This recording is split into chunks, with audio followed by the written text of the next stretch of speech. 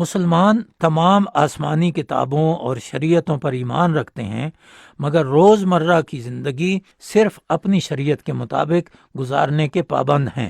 ہمارا دور حضرت محمد صلی اللہ علیہ وسلم کی شریعت کا دور ہے۔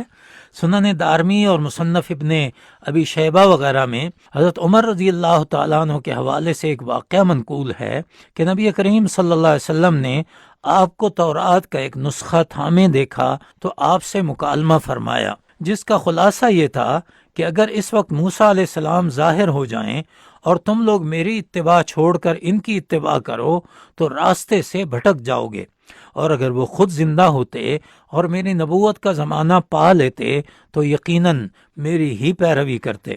سورہ آل عمران میں بتایا گیا کہ اللہ تعالیٰ نے تمام انبیاء سے عہد لیا تو ان سب نے اقرار کیا کہ اگر ان کی زندگی میں وہ خاص رسول آ جائیں گے تو وہ انہی پر ایمان لائیں گے اور انہی کی مدد کریں گے۔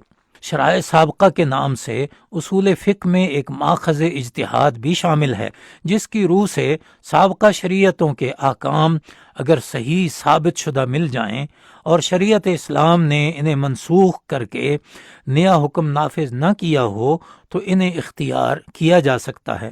البتہ انہیں تحریف سے پاک ثابت کرنا ایک مستقل مسئلہ ہے جس پر اس کے محققین ہی رہنمائی کر سکتے ہیں۔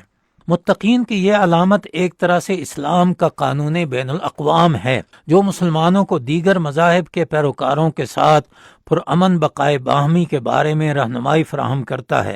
ان کے انبیاء کا، ان کی کتب کا، ان کے بزرگوں کا اور خود ان کا احترام سکھاتا ہے۔ یہ تصور ابراہیم اکارڈ سے بالکل مختلف ہے۔ اسلام بین المذاہب احترام اور استفادے کے ساتھ ساتھ ہر قوم کی شناخت کو محفوظ رکھنے کا پورا اہتمام کرتا ہے۔ یہی وجہ ہے کہ اسلامی تعلیمات آئیڈینٹی کرائسس یا شناخت کے بحران سے تحفظ کی پوری صلاحیت رکھتی ہیں۔ اسلام نے اسے تقوی کی علامت کے طور پر محفوظ کر دیا ہے، کیونکہ اسلام میں احتیاط کا بلند تر معیار ہی تقوی کہلاتا ہے۔